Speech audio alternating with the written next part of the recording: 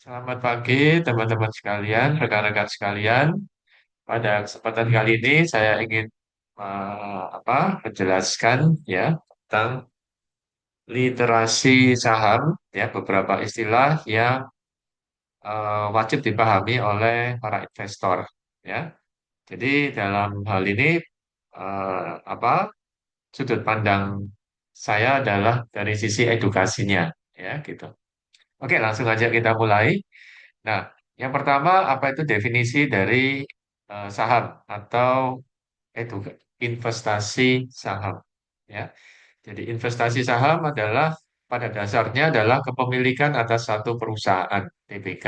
Ya, nah jadi pada dasarnya adalah itu ya. Pada awalnya adalah bentuk kepemilikan atau surat kepemilikan eh, pada satu perusahaan TBK. Ya, seperti itu.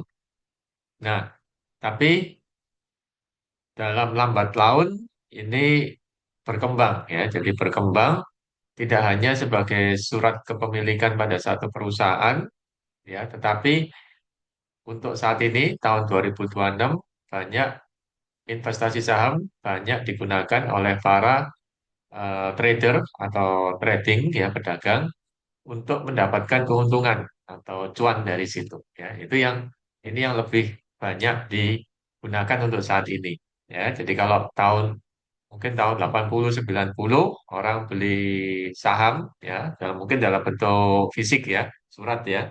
Itu disimpan ya, beli simpan ya gitu ya. Tapi untuk yang tahun 2026 ini eh, faktanya kita lihat banyak yang beli untuk didagangkan, untuk ditradingkan, untuk mendapatkan cuan dalam waktu yang relatif singkat ya. Tidak hanya tahunan, mungkin dalam mingguan atau bulanan, bahkan mungkin harian seperti itu. Oke ya, jadi arti dasarnya adalah bentuk kepemilikan atas satu perusahaan ya. Oke. Nah, kemudian karena sebagai bentuk kepemilikan dari satu perusahaan, maka dengan memiliki saham tersebut, maka Anda berhak atau pemilik berhak untuk diundang ya dalam RUPS atau Rapat Temu Pemegang Saham ya, yang secara fisik biasanya diadakan di Jakarta sejauh ini ya, tapi juga mungkin bisa secara online ya. Nah, tapi secara fisiknya kebanyakan TBK-TBK itu mengadakan RUPS-nya di Jakarta ya. Ada juga yang di Surabaya, contohnya adalah BJTM seperti itu atau Bank Jatim gitu ya. Oke, nah kita lanjut pada istilah yang kedua ya. Nah, ya jadi istilah paragraf yang kedua ini dalam kepemilikan suatu saham ya yang sekarang udah boleh dibilang full digital. Nah, di situ kita bisa lihat kalau mau lihat setiap hari ya IHSG itu ada yang namanya capital gain sama capital loss ya kan seperti itu ya. Nah, jadi tiap kali kita lihat pasti tidak mungkin atau jarang sekali angkanya itu nol atau sama terus ya. Pasti akan meningkat atau makin menurun nilainya ya. Nah, nilai yang meningkat itu dinamakan capital gain. Nah, apabila nilainya menurun atau biasanya warna merah itu namanya adalah capital loss ya gitu ya. Nah, namun istilah ini kadang bisa apa ya, memberikan mental, ya, memberikan eh, tekanan psikologis atau dampak atau efek psikologis bagi pemegang sahamnya ya. Nah, banyak dari pemegang saham yang ketika mendapatkan capital gain itu ya nggak ada masalah percaya diri ya atas saham yang dibelinya ya gitu ya. Tapi sebaliknya banyak dari pemegang saham yang merasa gelisah ya begitu mendapati atau melihat harga sahamnya saat ini capital loss ya bahkan kalau lossnya sampai banyak ya seperti itu ya jadi 5 10 15% itu ya. Nah, itu bahkan merasa seperti itu khususnya tahun 2026 ini. Nah, sebenarnya hal tersebut adalah hal yang wajar ya terjadi ya dalam dunia investasi saham ya. Makanya pada tahun 2000-an atau 2010 bahkan di literatur-literatur yang lama itu dikatakan bahwasanya investasi saham adalah investasi yang beresiko ya. Jadi investasi yang beresiko. Jadi hal tersebut itu sangat mungkin ya. Itu suatu hal yang biasa sebenarnya ya. Oke ya. Tapi nanti kita akan bahas pada hal mengenai resiko ini di lain kesempatan seperti itu ya. Oke. Oke. Nah, kemudian selain itu yang diharapkan dari pemegang saham adalah mendapatkan dividen. Ya, meskipun kebanyakan dari yang saya tahu mereka pemegang saham itu lebih berharap pada capital gain ya dibandingkan dividen. Tapi ada juga sebagian yang pahamnya adalah paham dividen. Jadi ibaratnya kalau dividen ini ibaratnya kita mendapatkan bunga deposito ya, tapi yang lebih besar dari bunga deposito bank saat ini ya seperti itu ya. Itu namanya dividen seperti itu. Oke ya. Jadi sekali lagi hal penting dalam investasi saham adalah persiapan mental ya karena tiap orang itu mentalnya beda-beda, pengetahuannya beda-beda ya. Jadi bisa jadi begitu melihat apa angka yang merah atau hijau bisa jadi mental mereka apa terusik ya atau gelisah ya. Kalau senang nggak apa-apa ya, tapi kalau yang gelisah dan sampai sampai apa macam-macam lah ini yang repot ya seperti itu.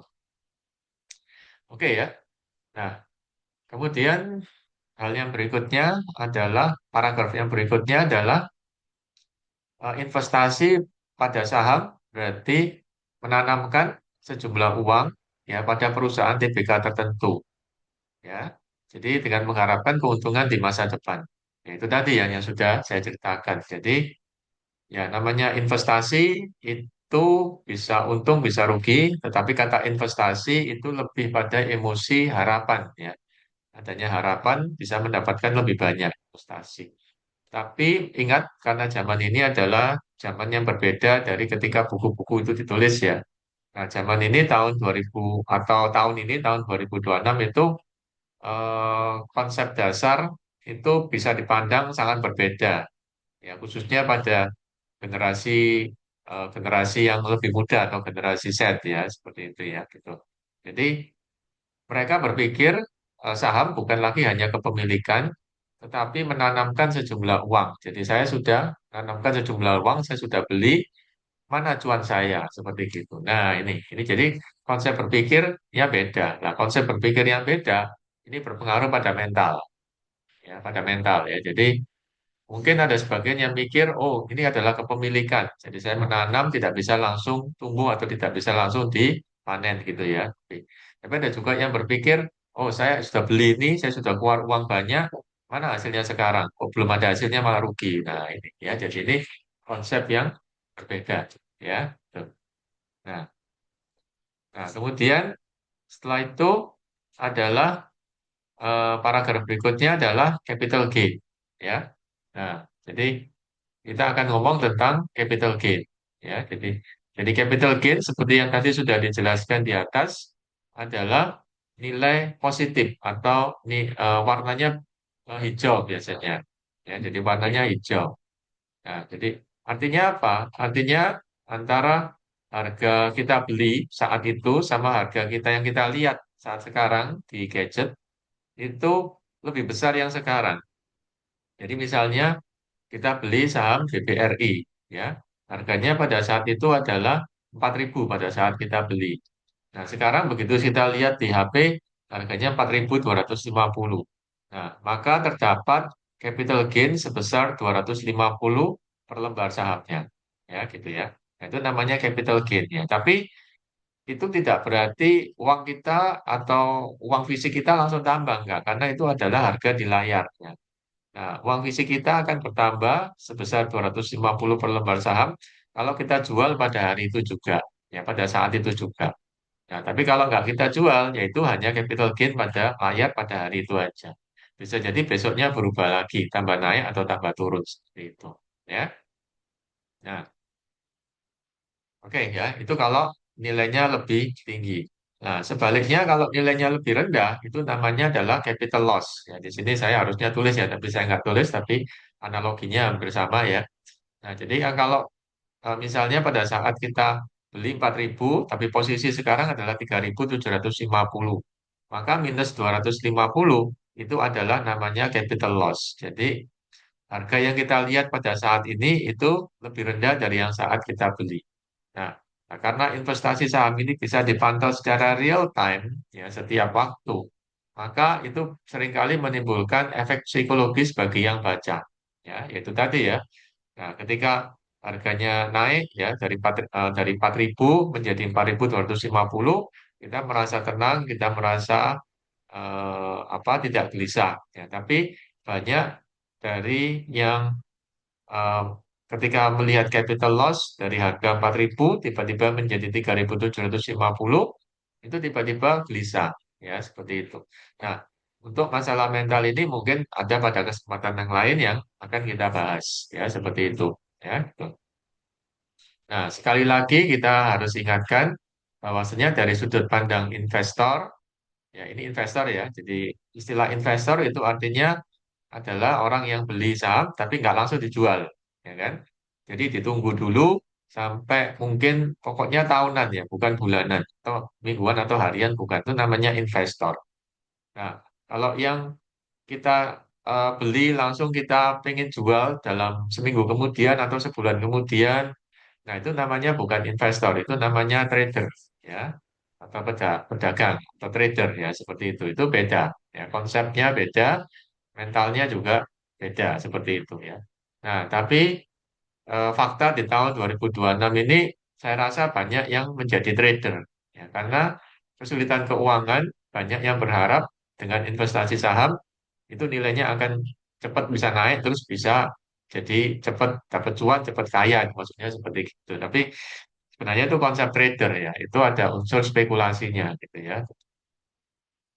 Oke, ya tidak menyalahkan ya, tapi ya, itu adalah sifat yang berbeda dan pastinya mental mereka juga berbeda, uang mereka juga berbeda. Dan perlu diingatkan juga bahwasannya karena investasi ini adalah investasi yang berisiko, maka bagi mereka yang tidak siap atau tidak punya kelebihan dana, maka ingat investasi pada instrumen ini adalah investasi dengan menggunakan uang dingin. Ya, jadi caranya adalah gunakan uang dingin karena dikhawatirkan bagi mereka yang tidak siap secara mental dan uang yang digunakan bukan uang dingin, maka akan kena ke efek yang lain ya, ke mentalnya, ke hubungannya dengan orang-orang sekitar dan sebagainya apabila tidak mendapatkan apa yang diharapkan seperti itu. Oke ya, jadi kemudian saya akan ke paragraf berikutnya. Nah, paragraf berikutnya adalah pembelian saham di IHSG ya atau pasar Indonesia itu tidak bisa dibeli lembaran, itu tidak bisa ya. Jadi belinya itu harus satu lot. Ya, satu lot itu artinya tidak bisa beli cuma satu lembar ya, tapi harus beli 100 satu lot. Nah, kenapa demikian? Karena dianggap harga saham di Indonesia itu kalau satu lembar itu terlalu murah, ya kan? Jadi ambil aja saham BBRI yang 4.000. Jadi kalau beli satu lembar cuma 4.000 rupiah, yaitu dianggap dipersepsikan terlalu murah. Jadi belinya harus 100. Jadi ya 400.000 seperti gitu ya. Artinya satu lot ya. Jadi nggak bisa ya.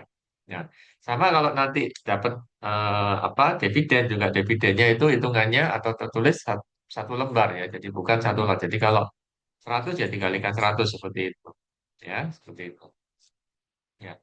Nah, beda dengan di pasar modal Amerika Serikat ya.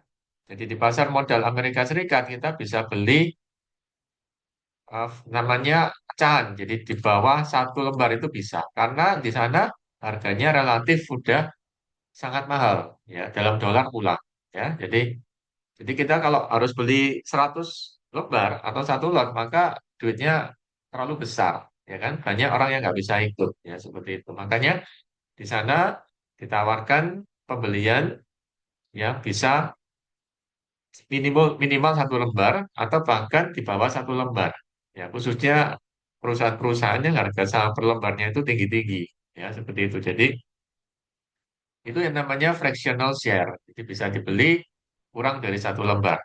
Ya, jadi sejak fractional share ini diterapkan, yang kalau saya salah tolong dikoreksi ya, yang itu saya kenal sejak tahun 2022, ya.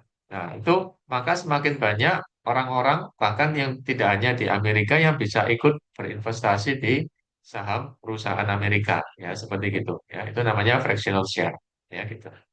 Nah, tapi lepas dari semuanya itu, yang terpenting adalah berapa jumlah rupiah yang kita investasikan atau yang kita gunakan seperti itu. Itu yang penting konsepnya di situ aja ya. Jadi, nah, kalau masalah bisa fractional atau enggak, ya itu tergantung bahwasannya semua orang bisa ikut ya.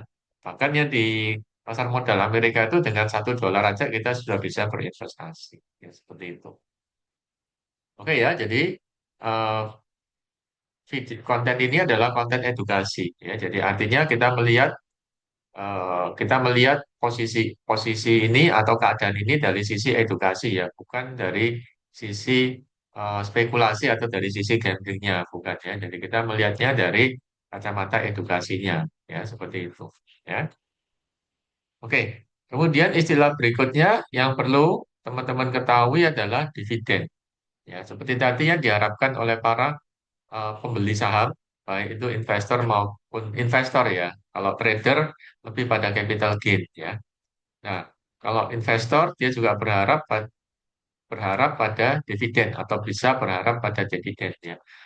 Dividen adalah keuntungan atau laba perusahaan yang dibagikan kepada pemegang sahamnya. Jadi kalau dalam akuntansi itu namanya net income ya. Jadi net income itu atau laba bersih itu adalah hak dari emiten untuk dibagikan atau tidak dibagikan kepada pemegang sahamnya. Ya, nah, kalau dibagikan maka namanya adalah dividen. Ya, tentu saja berapa jumlah laba bersih yang dibagikan kepada pemegang saham itu tergantung kebijakan dari RUPS. Ya. Nah, kalau perusahaan yang royal mungkin bisa membagikan lebih dari 50% laba bersihnya kepada pemegang sahamnya. Ya. Nah, kalau mungkin perusahaan yang kurang royal atau kurang murah hati mungkin di bawah itu. Ya, itu teman-teman bisa baca sendiri berapa rupiah dividennya per lembar sahamnya dan mungkin bisa dibandingkan dengan bunga deposito karena seringkali mereka perbandingannya dengan bunga deposito. Nah, menurut saya secara pribadi dividen ini bisa menjadi satu daya tarik. Ya. Jadi perusahaan-perusahaan atau emiten-emiten yang rutin membagikan dividennya itu bisa kita anggap adalah daripada saya mendepositokan uang saya di bank dengan deposito setahun 3 sampai 4% untuk 2026 ini ya, maka lebih baik saya investasikan atau taruh uang saya di perusahaan-perusahaan yang rutin membagikan dividen di IHSG dengan return atau dengan dividen yang terhitung di atas 3 sampai 4%, bahkan bisa 5 atau 10% seperti itu ya. Nah, ada juga pakar keuangan yang menamakan dividen ini sebagai uang tunggu ya, seperti itu ya. Tunggu sampai sebelum sahamnya dia punya itu dijual semuanya ya, seperti itu. Oke. Nah, dalam dividen ini juga ada kata dividen yield ya. Jadi dividen yield sama dividen payout ratio itu akan kita bahas nanti ya. Di dividen yield adalah nilai rupiah ya, nilai rupiah yang didapat dari per lembar saham. Ya, seperti itu yang nantinya bisa dihitung dalam eh, teman-teman bisa bandingkan ya dividen yield-nya kan bisa dihitung ya. Dividen yield-nya misalnya kalau BRI berapa ya. Eh, Sehingga kalau saya hitung secara kasar ya, berapa hari yang lalu itu dividen yield-nya BRI untuk April 2026 ini itu bisa sampai 10% lebih ya per tahunnya. Ya, ini dengan asumsi yang lalu-lalu ya. Ya, jadi kan 2026 kan belum berakhir ya, siapa tahu dia bagikan lagi ya, setahun dia bisa 2 kali kalau nggak salah ya, BCA 2 kali ya, seperti itu ya. Kalau deposito kan tiap bulan kita terima ya, kalau BCA 2 kali, BRI kalau nggak salah juga 2 kali, tapi ada juga emiten yang membagikan sampai 4 kali setahun ya, 4 kali setahun ya, itu yang MSM itu ya, itu 4 kali setahun ya, seperti itu ya. Nah, nah, kalau yang di pasar Amerika, emiten ada yang bagikan sampai setiap bulan juga ada. Jadi kayak deposito, ya seperti itu.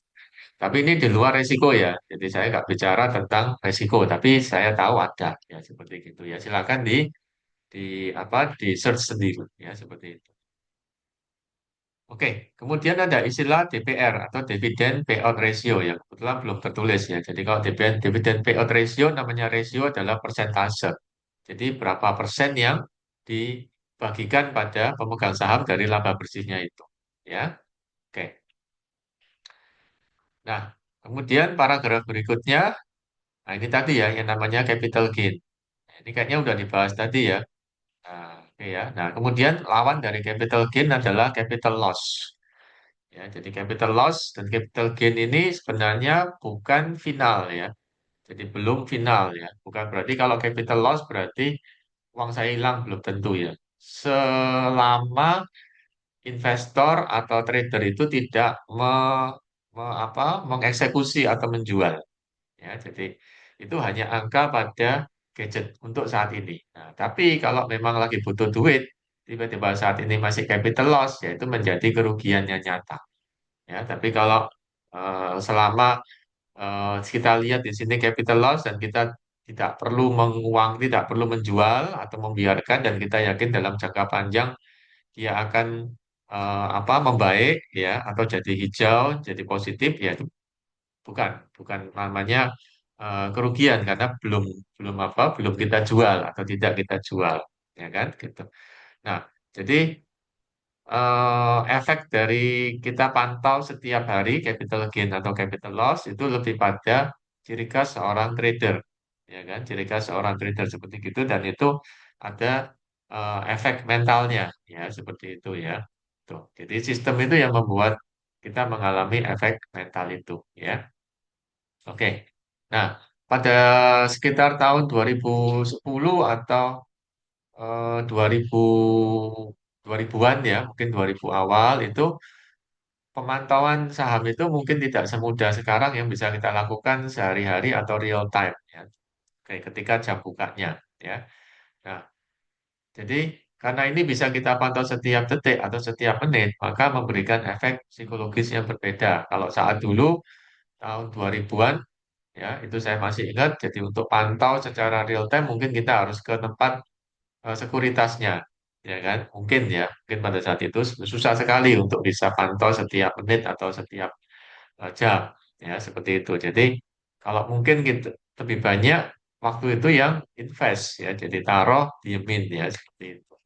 Nah, tapi sekarang karena bisa dipantau setiap menit, setiap jam, bahkan seperti itu, maka cenderung eh, fasilitas ini bisa menjadikan seseorang menjadi cenderung lebih banyak seorang trader, ya seperti itu ya.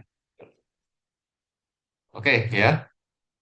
Nah, jadi di sini sudah ditulis bahwasannya ini adalah satu kerugian, tapi kerugian yang belum direalisasikan. Itu baru bisa menjadi kerugian nyata kalau kita kita kita jual ya gitu. Jadi yang dinamakan itu adalah mungkin istilahnya lebih tepat adalah floating ya. Jadi floating loss atau floating profit ya. Jadi keuntungan yang mengambang ya. Jadi kalau kita untung juga kalau selama nggak kita jual belum menjadi profit. Nah, kalau kita masih merah itu juga bukan itu adalah namanya floating loss. Jadi mungkin istilah ini yang lebih lebih baik ya dibandingkan kalau kita namakan capital loss atau capital gain karena belum direalisasikan ya saham masih kita pegang ya masih kita punya seperti itu. Kemudian ada juga istilah tambahan juga ada istilah warkat ya. Jadi warkat itu adalah apa? Kalau zaman dulu itu pegang fisik ya, kertas namanya warkat. Tapi kalau sekarang udah nggak pakai warkat ya, tapi pakai digital namanya scriptless. Jadi istilahnya seperti itu ya. Oke, ya, oke. Saya rasa sampai di sini aja beberapa istilah yang saya bisa sharingkan. Ya, jadi semoga bermanfaat. Akan saya tambahkan beberapa istilah-istilah lainnya. Ya, moga-moga dalam waktu dekat juga sehingga semakin banyak masyarakat yang bisa teredukasi untuk investasi saham ini. Ya, nah sebagai tambahan untuk 2026 ini dengan kondisi yang demikian semakin banyak